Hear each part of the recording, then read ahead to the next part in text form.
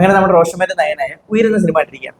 ഈ ഒരു സിനിമ കാണാൻ എന്നെ പ്രേരിപ്പിച്ച പ്രധാന ഘടകം ഇതിന്റെ ട്രയൽ കട്ട് തന്നെയാണ്. അത്യാവശ്യം കിട്ടുന്ന ഒരു ട്രയൽ കട്ട് ഈ സിനിമയ്ക്ക് വരുന്നുണ്ട്. ഈ സിനിമയിൽ മെയിൻ ക്യാരക്ടർ അവതരിപ്പിക്കുന്ന റോഷൻ മാത്യു, SI അജീബ് എന്നാണ് ക്യാരക്ടറിന്റെ പേര്. പ്രൊഫഷൻ പിന്നീടുള്ള ഒരു SI ആണ്. അതുപോലെ മറ്റൊരു പ്രധാനപ്പെട്ട ക്യാരക്ടർ വെച്ചിരിക്കുന്നത് നമ്മുടെ ബൈചേട്ടനാണ്. അതുപോലെ SI അജീബിന്റെ വൈഫായിട്ട് വെച്ചിരിക്കുന്ന അതുല്യ ചന്ദ്രയാണ്. സ്നേഹ എന്നാണ് ക്യാരക്ടറിന്റെ പേര്. ഇവര് തമ്മിലുള്ള ഒരു റിലേഷൻഷിപ്പ് ഒക്കെ നൈസായിട്ട് തന്നെ സിനിമ കാണിച്ച് മുന്നോട്ട് പോകുന്നുണ്ട്. അപ്പൊ ഈ സിനിമയിൽ മെയിനായിട്ട് ഒരു കുറ്റാന്വേഷണമാണല്ലോ. അപ്പോൾ അതിങ്ങനെ മുന്നോട്ട് പോകുന്ന സമയത്ത് പല സമയത്തും നമുക്ക് തന്നെ ഫീൽ ചെയ്യും, നമുക്ക് മനസ്സിലായ കാര്യങ്ങൾ പോലും അവർക്ക് മനസ്സിലാവുന്നില്ലേ, പോലീസുകാർക്ക് മനസ്സിലാവുന്നില്ലേ എന്നുള്ള കാര്യം നമുക്കിങ്ങനെ തോന്നും, പലപ്പോഴും നമുക്കിങ്ങനെ തോന്നും. അതുപോലെ തന്നെ നല്ലൊരു ഗ്രിപ്പ് ഈ സിനിമയ്ക്ക് തരാൻ സാധിച്ചിട്ടില്ല. മറ്റുള്ള സിനിമകൾ മറ്റൊരു ക്രൈം ത്രില്ലറിനൊക്കെ വെച്ച് നോക്കുവാണെങ്കിൽ നമുക്കൊരു ഗ്രിപ്പ് ഈ സിനിമയിൽ കിട്ടിയിട്ടില്ല.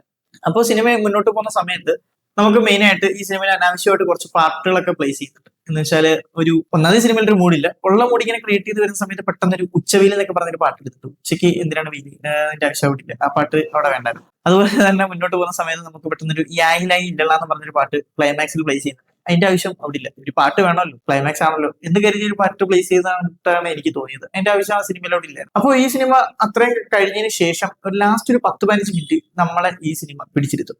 ആ ഒരു ടൈമിലാണ് നമ്മൾ കറക്റ്റ് ആയിട്ട് ഈ സിനിമയിൽ ഇന്നാവുന്നത്.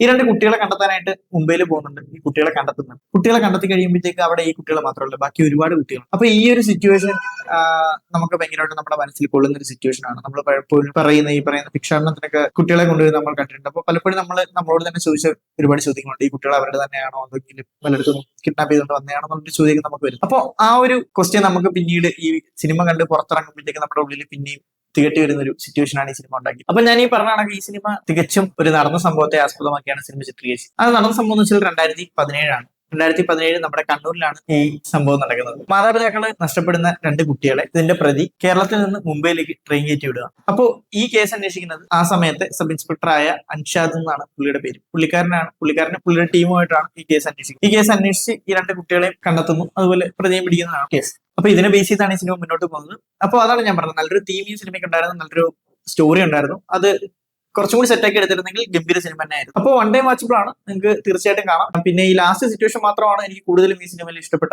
സിറ്റുവേഷൻ എന്ന് പറയുന്നത്. അതുകൊണ്ട് ഈ സിനിമ ഒരു ആവറേജ് ആയിട്ട് ഞാൻ കണക്കൂട്ടുന്നു, അല്ലെങ്കിൽ ആവറേജിലും താഴെ പോയാൽ. എന്തായാലും നിങ്ങൾ കണ്ടിട്ട് നിങ്ങളുടെ അഭിപ്രായം വിലയിരുത്തുക. പുതിയ സിനിമയുടെ വീണ്ടും കാണാം.